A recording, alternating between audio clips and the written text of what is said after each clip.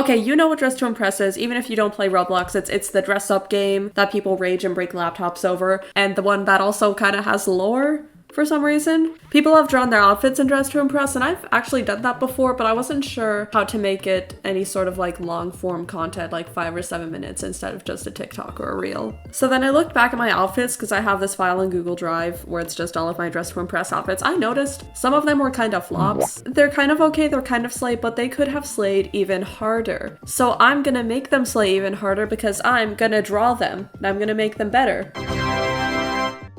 For the first outfit, I believe the theme was fantasy or something along the lines. I made a fantasy outfit and I gave this girl like cat ears and like an axe, a sword. There's not a lot of fantasy options in Dress to Impress. And the outfit itself, I felt like was a bit impractical and I couldn't tell. This example of bad layering, I guess. The skirt is supposed to have lace on it, but I removed it because like if you're fighting with the axe, that's going to be really impractical. I gave the skirt small pleats and I wanted more jewels on the outfit besides the big one on the axe. So I made the one that would be on her shirt more visible because I didn't notice it was there at first. And then I also added some on the tops of her shoes. And I know I said the lace is impractical, but I think the heels are pretty. So I just wanted to draw her in heels. We are going for slay beyond everything else, so I don't really care. They have animal ear options in Dress to Impress, but they don't have tail options, so I gave her a tail because that just makes sense. I had to draw the velvet texture for her shirt. I'm not really sure I did an entirely good job on that. Like, I can't exactly tell that it's velvet, but I guess it works. I kept the shirt and the piercings of her original outfit because I like those. I believe when I was mixing the skirt and the shirt, it came up with this like middle corset thingy that I tried to do, except I had thought at first the post doesn't really show it that well. So I did slightly, I added slightly a bit of a corset at the waist area, except it is covered by an arm, but it is there. But that's what I did for the first outfit. Yippee! The theme for the second outfit, I believe, was android or cyborg / android. I don't remember the order. It was that one. It was the robot one. Again, most of the outfits at Dress to Impress are more realistic, so they don't have a lot of like fantasy options. I know what I was originally envisioning for this outfit was that the clothes were made to sort of be like molded onto the same metal as the body because it is a robot, it is an android. It's like the heels, the skirt, the glasses, and the hair would be molded on. The headphones might be separate. The purse, I don't know. I feel like if someone were to make a Dress to Impress robot, they would give it clothes. Even if it didn't come with them, it would slay. It would just slay. They make it slay. I chose that jacket specifically because of the side patterns on it. I wanted there to be some sort of patterning on the torso and arms, but I just felt like molding a shirt or a jacket out of metal would be a bit excessive. So like they could make a skirt, they can make an extra skirt shape or an extra heel shape, and then it's like just painting it on or changing the different colors of the metal. I originally planned on giving the robot a sort of like hourglass shape,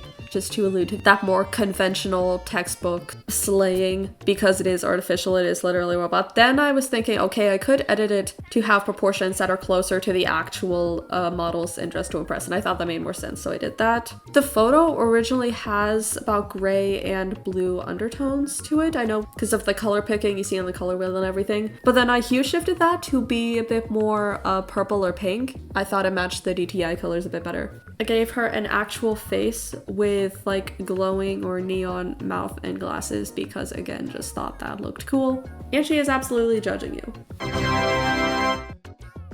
So for this last one, I actually got to record the process of me making the outfit a bit. The theme was black and white, so I decided to do an outfit sort of inspired, vaguely inspired enough by Swan Lake.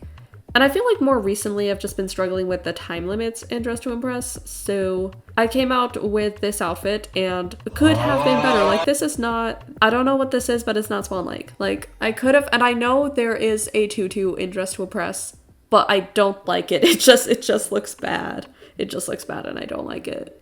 That I had that code dress and I really wanted to use it because I just thought it looked pretty. It looked vaguely like performance-y enough. So it's more like I built the outfit around that dress. So when I was drawing her, I wanted the colors mostly to flow a bit more cohesively because the dress is more gray, it has some red accents, the sleeves are just black, the tights are really dark, And there's the jewelry as well. The jewelry I think The jewelry I think is nice actually.